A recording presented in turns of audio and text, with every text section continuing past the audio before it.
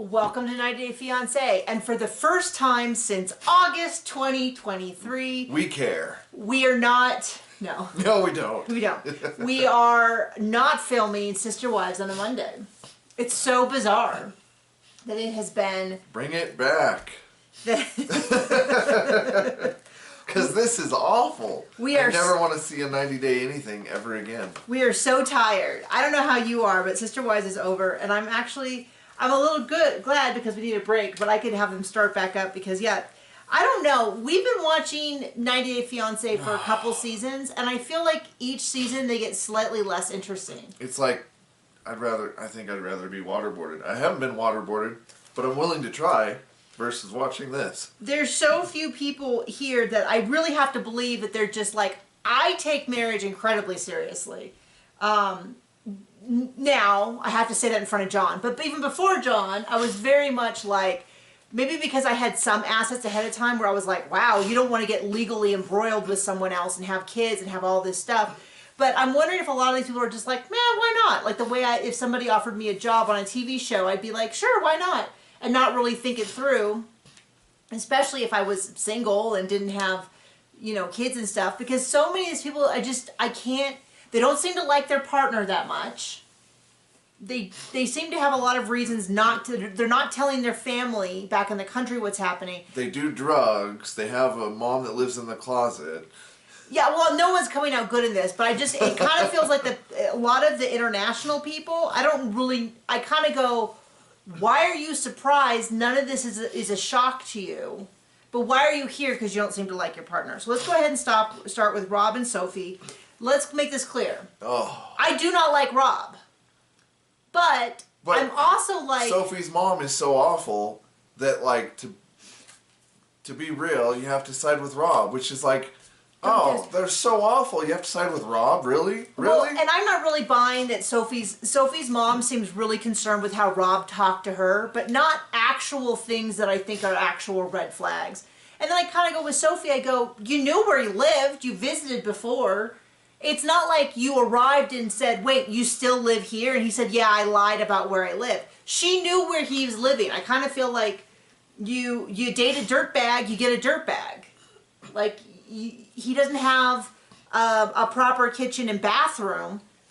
I don't know why you're surprised by this. And you're like, well, aren't you going to get a different job? I don't know. Maybe that should have been something that happened before you came out. You know what you can always do? Pick somebody else with a different job. Well, and then the mom came out, and she came out swinging. She picked a fight, and then she stormed off. And she seems really mad that he was so aggressive with her. And I'm like, that's not really what happened. And I'm not impressed that all of your energy is being put towards the fight you had with him and not towards things like, I don't think you can support my daughter and she's going to be here for a year, increasing, like you don't really have your head above water financially. And adding a person to that equation is not going to make it better. Who can't work legally. Who legally can't work. I don't know how it works if she's like getting influencer deals and stuff like that. I don't know how that all works, but, yeah, I mean, to be clear, I don't like Rob. I feel like one of the reasons why we haven't really connected with the 90 Day Fiance, audience is that I feel like a lot of the audience picks one person, says they're bad, and then ignores all the red flags from the other person. Whereas we tend to be while like... they're going, hold my beer and watch this. Well, I just feel like going... They can both be trash. And I really feel like they edit it in a way where you go, here's someone who's doing something awful. Next week, let me show you why their partner is actually worse. Oh, wait, just kidding. This partner is actually worse. Oh, wait, this partner is actually worse. And the whole point is if you pick one person and side with them, unless it's Big Ed and you're siding against Big Ed, because you have to side against Big Ed. Yeah, well, and that was a situation where when he would be like, here's what she's doing wrong, like she has bad breath, and you're like, oh, she has a physical ailment that she has no control over because she has no money for health care. Yeah, not siding with you on that. You know what I mean? So, other than Big Ed, though, but most of these couples are just both trash, and I'm happy to call out both couples. Speaking of trash... Well, speaking of a couple who I don't like either one of them, is Nikki and Igor, otherwise known as Justin. They go horseback riding. I mean, I will give him... If I'm going to have to be forced to say something nice about him, I'll say he did plan stuff. He didn't just bring her to his country and then do nothing.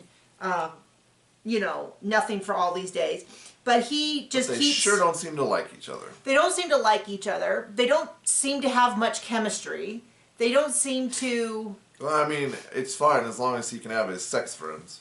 Right. Well, then there was the whole thing. I'm still reeling a little bit from when he said he wanted a threesome and she said no, which I mean, I support that. You shouldn't be forced to do things you don't Unfortunately, like. she didn't just stop at no. Well, she just was like, well, I've had lots of threesomes. And I'm like, I don't know how that's a counter argument. That seems a little odd. Just on its own. None of their fights really feel like they're getting... I don't really understand what's happening a lot of the time. It seems to be that he's like, well, I love you, but I don't want to have sex with you. And she's like, well, then you should love me. And I'm like, I don't know. It kind of sounds like he's laid it out clearly that he doesn't love you that way. He's happy to come and take the money and all that. And then she says how we're soulmates and we're a perfect match. And I'm like, where? I have seen no evidence that you're soulmates. Yeah, you guys came... It's in La La Land. Well, it's like... It's not on this plane of existence. Well, and she's like, well, I came back to you 20 years later. And you go, well, yeah, Coming that's... from someone who clearly has never had a healthy relationship. Well, I just kind of go, yeah, I mean, that's not unusual. I've certainly had ex-boyfriends who liked one of my pictures on Facebook at 3 a.m. that I think were sending out a little signal that maybe they would be interested. I'm married, though, so not interested. But that doesn't mean that we're soulmates. That doesn't mean that if you know what I mean? Like, it's just odd because she said soulmates and I was like, where? There's no indication that you two are highly, highly compatible. Now, the one thing I will say, I do think they're arguing for real, unlike Jasmine and Gino, who feel very, very scripted. I don't know if I don't know if Gino is in on it. If you told me that Jasmine alone was just like had like a schedule of when she was going to bring up stuff and what she's going to be mad at, I'd fully believe that. I'm not saying that I think Gino's innocent. I just think that he is... We just don't care. Well, I think that he's stupid enough to not be in on the plan and not catch on to the plan. So this is not in any way, shape, or form a compliment about Gino. I'm just saying, if you told me that she was single-handedly doing like a one-woman vaudeville show, I'd believe it because Gino seems to have just an empty coconut for a brain. But back to Nikki and Igor. She thinks they're a soul thing. But I will say she's inspired me. Because in the sneak peek, we see her sing. And I am legit tone deaf. If you give me two sounds, I really struggle to instantly hear which one's higher and lower. Same goes for repeating sounds. There's something with me and sound that I really struggle with. I also struggle to learn foreign languages. I struggle to understand people when they speak too quickly. I have to have subtitles on. Like, there's something wrong with the brain-ear connection and sound. Oddly enough, the one thing I am really good about is recognizing voices, which I don't understand, and also, like, the speed of, like, that kind of stuff I'm really good. I'm really good at recognizing, like, voiceover voices and all of that, but everything. Anyway, the point being, I've always wanted to sing. I think performing would be amazing. No one in my family can sing. My dad's theory was if you can't sing well, sing loud. So I have a little bit of that, which is actually not a great theory. But Nikki showed me I could also sing. I could sing and be a performer because she cannot hold a tune in a bucket. She cannot. We watched this on my computer at a little bit faster speed. And I was like, well, maybe it sounds this bad because it's sped up. So I paused it and rewound it. Sounds just as bad at 1x speed. Even worse. I would say it sounds, yeah, because it lasts longer. Terrible. But she's inspired me. Apparently I don't need to sing in order to be a singer. So I'm going to start doing that from now on. Speaking of more people who I don't know why they're there, Manuel and Ashley, she takes them to Niagara Falls. They instantly fight. Okay, so she's like... on my foot. I'm sorry, did I step on your... Oh, I'm sorry. He doesn't have his shoes on. And I got big old... I have special shoes for... I have to wear indoors... I have to wear shoes 24 hours a day because I have such bad feet. Otherwise, they just earn so much pain. It's really awkward when we sleep. Okay, not at night, but I have special indoor shoes that I only wear indoors. The soles are perfectly clean. But I have to wear, and then I have to swap out to my outdoor shoes when I go outdoor because I cannot, I have bad feet. I have bad feet. I've had multiple surgeries and now I got terrible, I have plantar fasciitis and I have all sorts of other stuff. My feet just ache like crazy. So I'm over here stomping on John's feet. They go to Niagara Falls. She talks about how they went to have more adventures. They instantly start fighting about money. So, that's a sign. They're totally meant for each other. So they talk about money and she's like, well, you couldn't even save up a single dollar before you came. And he's like, why would I do that? US is where all the money is. And I was like, oh, now I know why he's there. Because they're clearly sexually compatible. You can say that unlike Nikki and Justin, or Clayton and Anali, or Jasmine and Gino, or I guess you could even say Sam and Citra, although I think they are really into each other. They're just not active right now. Manuel and Ashley are sexually compatible. No doubt about it. But unfortunately, that's the only compatible they compat. That is it. There's no other... There's nothing They else do there. not seem to like you. Well, she seems fun. Well... They like the sex. They like the sex. And she hate each other. Seems to want to like him, but seems to dislike everything about him. He seems to just dislike everything about her straight up. Like, he's not really trying. She's definitely like, well... She's the one in the couple who doesn't realize that she doesn't like him, and he's the one in the couple who fully realizes he doesn't like her. But it makes sense, because I was like, why would he come? He doesn't seem that into the marriage idea. And I'm like, oh, because he thinks it's where he's going to make all this money. And frankly, he is correct. Because from what I understand, the way it works is the U.S. couple gets paid. The international couple cannot for tax reasons. But the unspoken agreement is that the other one will share money. I don't know. I've heard that before. I don't know if that's the case, but I guess he figures he's going to cut that. And to me, they go, oh, well, then every single one of these couples almost is doing it for the money. Almost. I'd say about half. I wish there was more couples that I really could believe were actually trying to make a go of it, because right now I feel like I just don't believe it. And it's not fun to watch two people who are pretending for TV, who are not very good at it. Yeah, right. Like, if I'm going to watch two people pretend to be in love for TV, they're going to have a script written by the best writers, it's going to be performed by the best people, by beautiful people, or people with a lot of character. We watch a lot of Canadian, Australian, English shows, and they don't always have... They pick people that you really believe are people. Well, I mean... There's a lot of character in this show. It's just all bad. It's all bad character.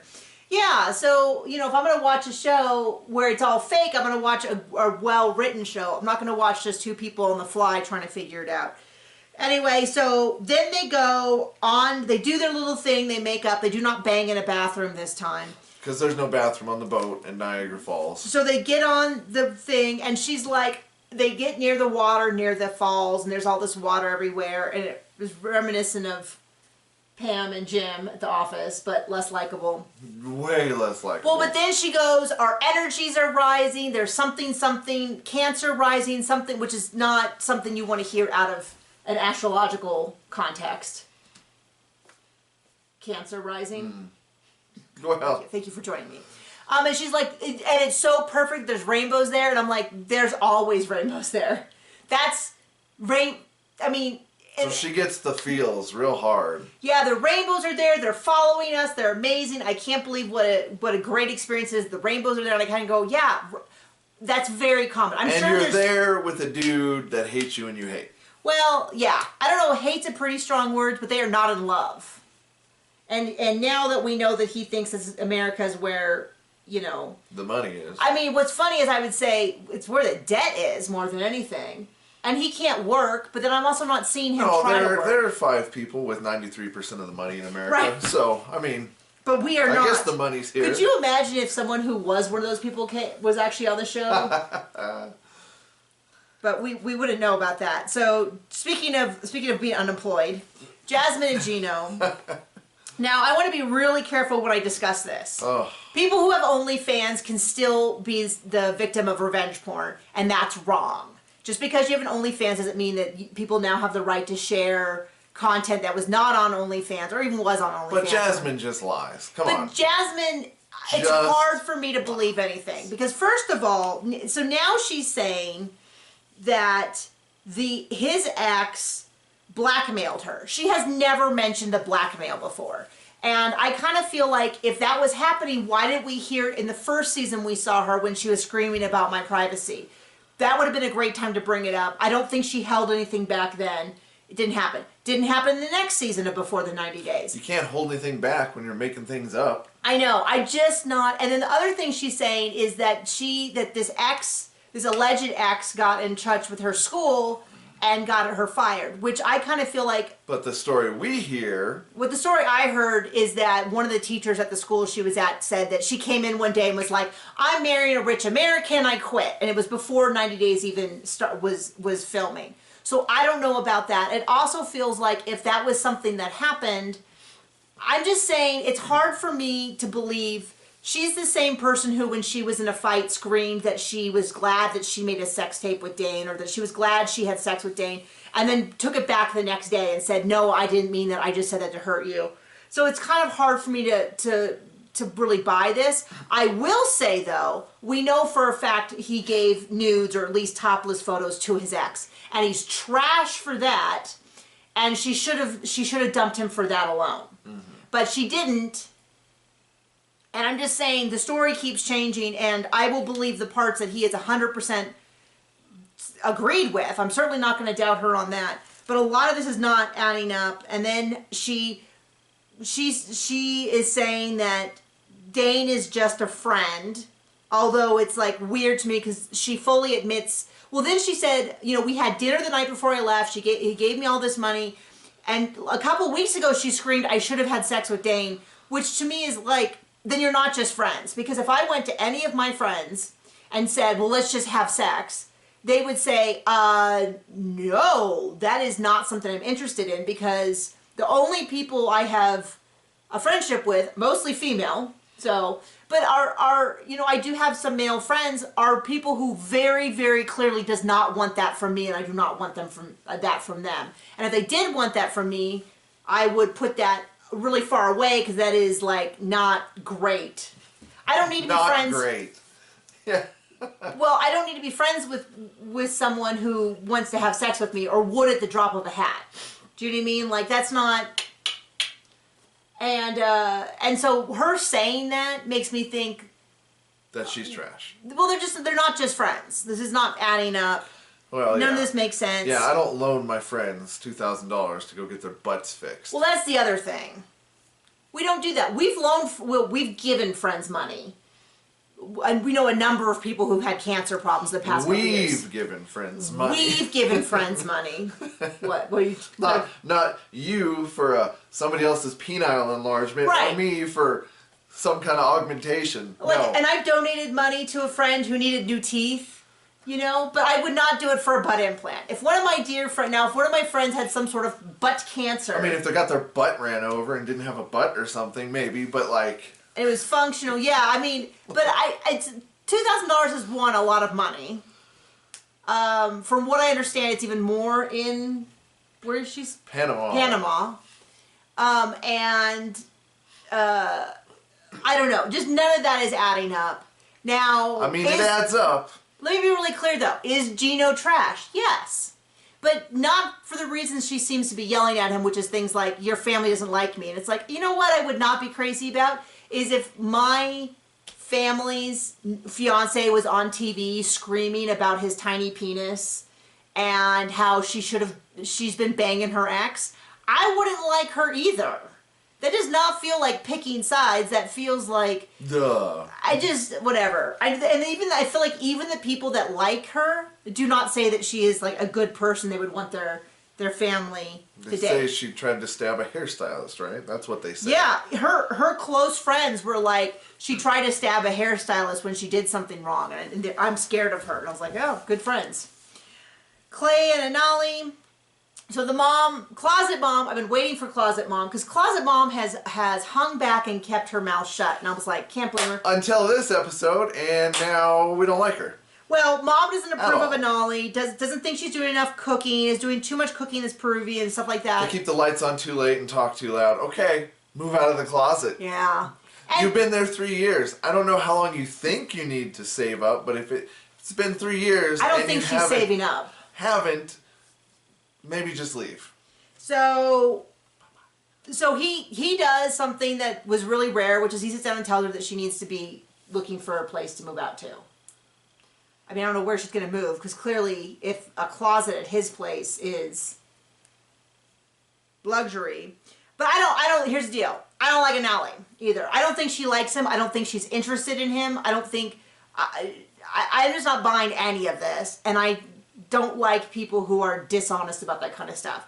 Is he the world's greatest catch? No. And in fact, we see a lot of reasons why he's not the world's greatest catch. So he's talking to her about how it'd be great if she learned some English so she could help out. And she's just kind of like, well, you didn't give me a list and you do everything last minute. And I thought, lady, you do nothing. You're not doing anything. You don't get to complain about last minute when you're doing none of it. You live in a closet. No, not, that's the girlfriend. Oh. You're stuck on Closet Mom, aren't you? I was. But, is this about the... About her. Yeah. And so the wedding's coming up. Brandy's the sister. I'm sure the wedding's coming up. They have the officiant picked out. Brandy is the sister, did not make a good impression her first appearance.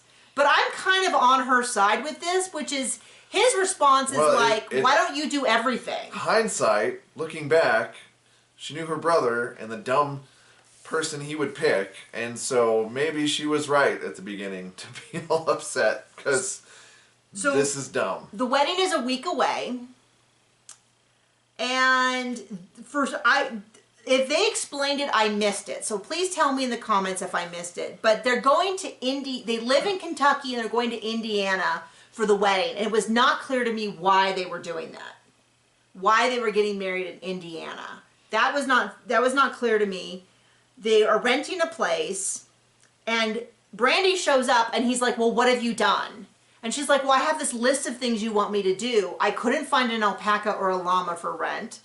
I couldn't... do you have the officiant? And he's like, no, it can be anyone. I'll just ask someone when they're there. And I'm like, you couldn't even pre-ask someone? Ask your best man. I'm sure he'd be fine to do it. Like, ask someone. And she's like, I feel like he's going to end up asking me because I'm already there, but I'm already doing so much. And it does sound, and it is kind of weird to me because I feel like Anali could have done something. There's certainly places that have Spanish-speaking vendors that she could have Googled, Espanol. Well... Does she really want to marry this guy? I don't think she does. It's going to really shock me if she goes through with the wedding. But like I said, I would be thinking of all of the legal complications of getting married. But maybe these people are just like, I'll get married and I'll just figure it out later. I'll sign up for a phone plan and I'll just cancel in a few months and not really worried about it. That's sort of the energy I'm getting from a lot of these people is like, remember when we were kids and there was those Columbia House